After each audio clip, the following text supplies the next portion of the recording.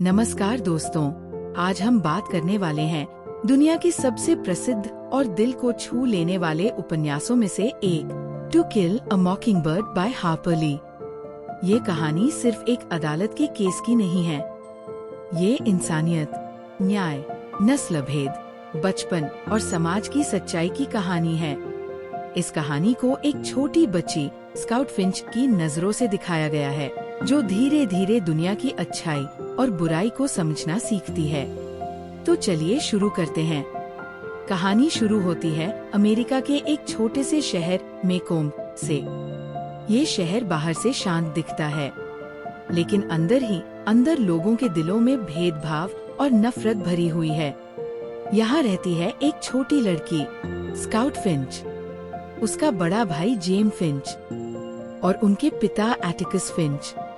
Atticus एक वकील है, ईमानदार, शांत और न्यायप्रिय इंसान।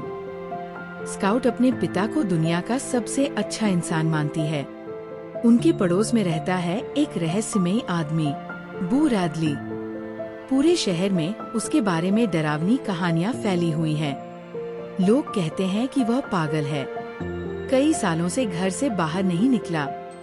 स्काउट, जेम और उनका दोस्त दिल, तीनों बू रैडली के बारे में जानने के लिए बहुत उत्सुक रहते हैं। बचपन की मासूमियत में उन्हें ये एक खेल लगता है, लेकिन उन्हें नहीं पता कि एक दिन यही रहस्यमयी इंसान उनकी जिंदगी बदल देगा। एटिकस फिंच सिर्फ एक पिता नहीं, बल्कि नैतिकता की मिसाल है। वह अपने बच्चों को हमेशा एक बात सिखाते हैं, किसी इंसान को समझना हो तो खुद को उसकी जगह रखकर सोचो।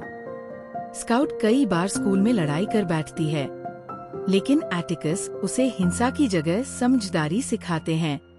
एक दिन शहर में खबर फैलती है कि एटिकस एक अश्वेत आदमी का केस लड़ने वाले हैं। उस आदमी का नाम है टॉम रॉबिन्सन, और यहीं से कहानी का असली संघर्ष शुरू होता है। टॉम रॉबिन्सन एक गरीब अश्वेत मजदूर है। उस पर आरोप लगाया गया है कि उसने एक श्वेत लड़की, माइला यूएल, के साथ गलत व्यवहार किया। पूरा शहर पहले ही टॉम को अपराधी मान चुका है। क्यों? क्योंकि वह काला है। एटिकस जानते हैं कि ये केस आसान नहीं होगा, लेकिन फिर भी वह सच का साथ देने का फैसला करते हैं। शहर के लोग उनसे नफरत करने लगते हैं।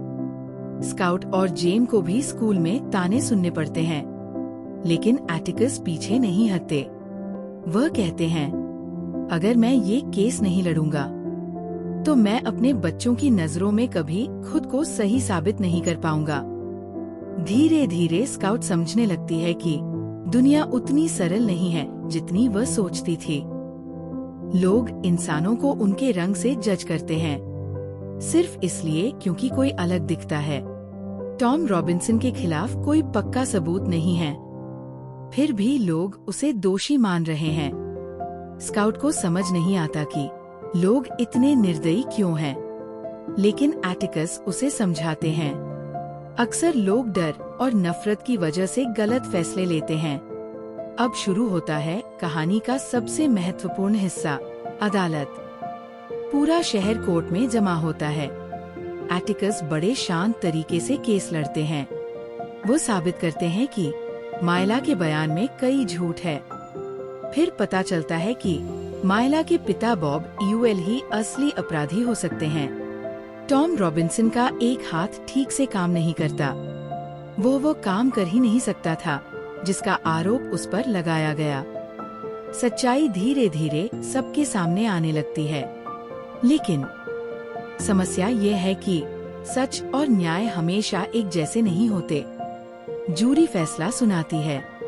टॉम रॉबिन्सन दोषी है। कोर्टरूम में सन्नाटा छा जाता है। स्काउट और जेम का दिल टूट जाता है। उन्हें पहली बार एहसास होता है कि दुनिया हमेशा न्यायपूर्ण नहीं होती। एटिकस हार गए, लेकिन असल में हार इंसानियत की हुई थी। ये फैसला सिर्फ एक आदमी के खिलाफ नहीं था, बल्कि पूरे समाज की सोच का आईना था। टॉम रॉबिन्सन जेल से भागने की कोशिश करता है, गार्ड उसे गोली मार देते हैं। उसकी मौत हो जाती है।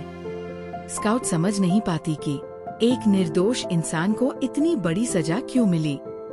एटिकस बेहद दुखी होते हैं, लेकिन वह अपने बच्चों को नफरत करना नहीं सिखाते। वह उन्हें इंसानियत और करुणा का महत्व समझाते हैं। टॉम रॉबिन्सन के केस के बाद बॉब यूएल एटिकस से नफरत करने लगता है। उसे लगता है कि एटिकस ने कोर्ट में उसकी बेइज्जती की। एक रात जब स्काउट और जेम घर लौट रहे होते हैं, बॉब यूएल उन पर हमला कर देता है। अंधेरी रात, डर, चीखें और तभी कोई रहस्यमय आदमी आकर बच्चों को बचाता है। वो बॉब यूएल को रोक देता है। जब सब शांत होता है तो स्काउट पहली बार उस इंसान को साफ देखती है। वह है बू रैडली।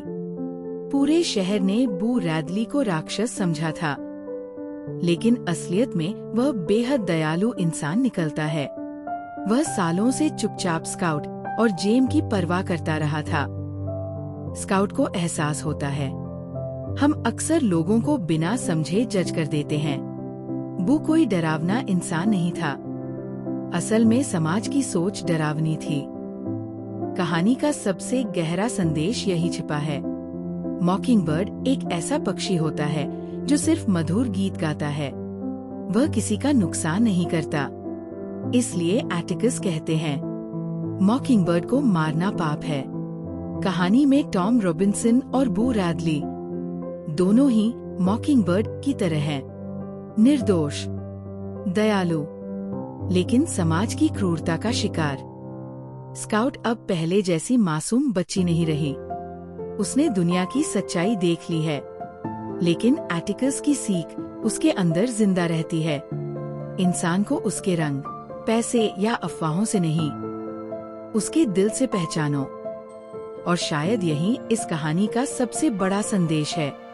दोस्तों, टू किल अ मॉकिंगबर्ड सिर्फ एक कहानी नहीं, बल्कि इंसानियत का आईना है। ये हमें सिखाती है कि सही काम करना हमेशा आसान नहीं होता, लेकिन फिर भी सही का साथ देना जरूरी है। अगर आपको ये ऑडियो बुक पसंद आई हो, तो वीडियो को लाइक करें, शेयर करें और ऐसे ही शानदार बुक समरी और ऑडियो बुक्स के लिए चैनल को सब्सक्राइब करना मत भूलिए। धन्यवाद।